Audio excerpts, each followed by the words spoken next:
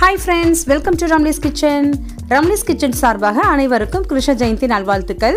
இன்னைக்கு நம்ம வீடியோல என்ன பார்க்க போறோம்னா அவல் வச்சு ஒரு சூப்பரான பாயாசம் தான் பார்க்க போறோம். இந்த கிருஷ்ண ஜெயந்தி ஸ்பெஷலா இதே மாதிரி பாயாசம் நீங்க வீட்ல ட்ரை பண்ணுங்க.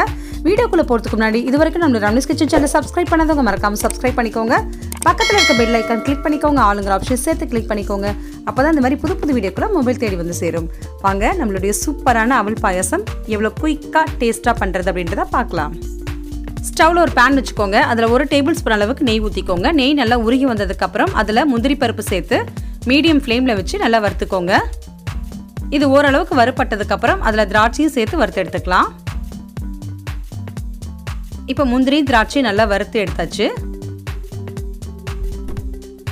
இதே நெய்யில் 1/2 கப் அளவுக்கு அவல் சேர்த்துக்கோங்க. இந்த அவல் பார்த்தீங்கன்னா கெட்டி அவல் எடுத்துக்கோங்க. அப்போ தான் அந்த பாயாசம் ரொம்ப நல்லா இருக்கும்.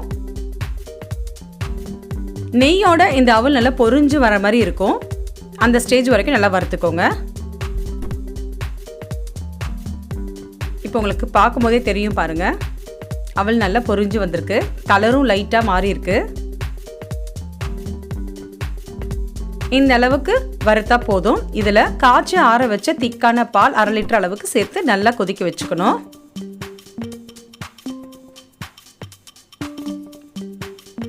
இந்த பாலோடையே அவல் நல்லா வேகணும்.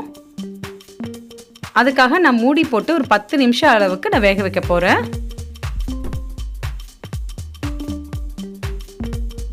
இங்க பாருங்க 10 நிமிஷம் ஆயிடுச்சு. அவல் நல்லா வெந்து வந்திருக்கு. உங்களுக்கு கலர் பார்க்கறதுக்கு ஏன் இப்படி இருக்குன்னா நம்ம நெய்ல வறுத்துருக்கோம் இல்லையா, அப்பவே கலர் கொஞ்சம் மாறும். எடுத்து பார்க்கும்போது இந்த மாதிரி 2 உடையணும்.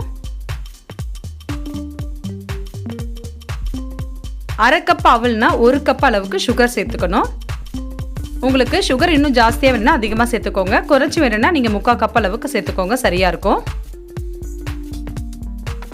சுகர் சேர்த்ததுக்கப்புறம் ஒரு 2லேருந்து 3 நிமிஷம் மட்டும் கொதிக்க வச்சா போதும்.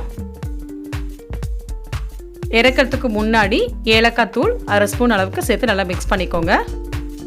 கூடவே வறுத்த முந்திரி திராட்சை சேர்த்து நல்லா கலந்து விட்டுக்கலாம்.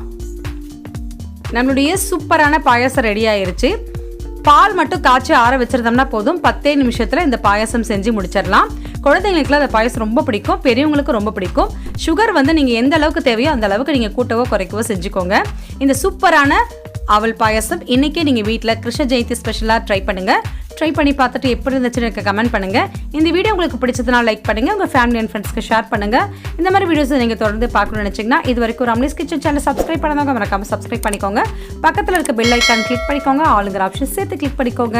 அப்போ தான் இந்த மாதிரி புது வீடியோக்குள்ள மொபைல் தேடி வந்து சேரும். தேங்க்ஸ் ஃபார் வாட்சிங்.